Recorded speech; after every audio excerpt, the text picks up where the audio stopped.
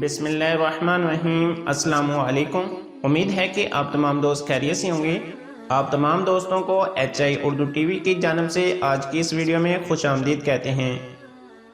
دوستوں، تکلیف تب ہوتی ہے جب لوگ زندہ رہ جائیں اور رشتے مر جائیں۔ کچھ رشتوں کا ہم اپنے ہاتھ سے خون کرتے ہیں اور کچھ اپنی مرضی سے دور ہوتے چلے جاتے ہیں۔ دونوں صورتوں میں وجہ احساس کی عدم موجودگی ہوتی ہے جو انسانوں کو ان کے پیارے رشتوں سے دور کرتی ہے۔ جیسے ہی ہم احساس کی گہرائی میں جائیں تو اتنی وسعت ملتی ہے کہ انسان چاہے بھی تو اس کے دائرہ وسعت سے نہیں نکل سکتا۔ احساس نہ ہو تو رشتے ادھورے سے لگتے ہیں۔ نامکمل رشتے کبھی بھی زندگی پرسکون نہیں گزرنے دیتے۔ ایک کمی اور ایک خلا جو احساس کی عدم موجودگی کی وجہ سے رشتوں میں پیدا ہوتا ہے وہ کبھی بھی پورا نہیں ہوتا۔ احساس لفظ بذات خود اتنا نرم اور نازک ہے کہ بولتے ہوئے بھی اتنا احساس دلاتا ہے۔ جب لفظ اتنا اچھا ہو تو پھر جذبہ اور اس کی کیفیت کتنی پرکیف اور حساس ہوگی۔ انسانی معاشرے میں احساس پیار اور محبت کی پہلی سیڑھی کا نام ہے۔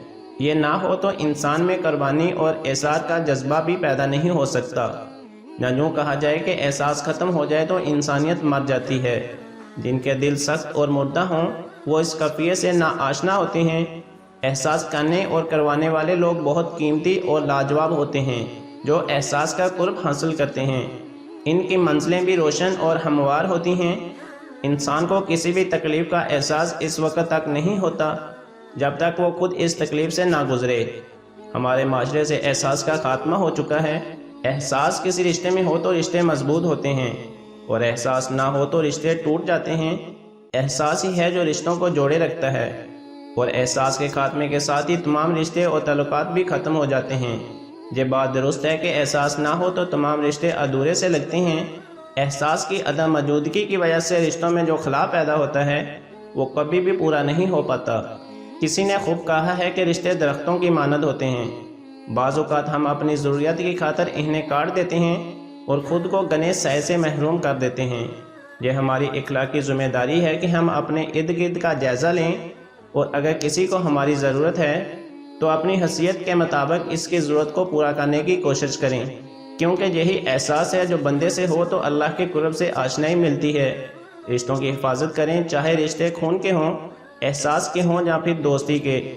ان کی حفاظت کریں کیونکہ تمام رشتے انمول ہوتے ہیں۔ جب آپ کو اپنے اندر کی آواز سننے کی توفیق ملے گی تو پھر ہی شکر ادا کرنے کا حق ادا ہوگا اور سکون کی دولت ملے گی۔ اس لیے اپنے ارد گرد کا جائزہ لیا کریں۔ کسی کو آپ کی کتنی اور کیسی ضرورت ہے وہ اپنی حیثیت کے مطابق اس کی ضرورت کو پورا کرنے کی کوشش کریں، کیونکہ یہی احساس ہے جو بندے سے ہو تو اللہ کے قرب سے آشنائی ملتی ہے۔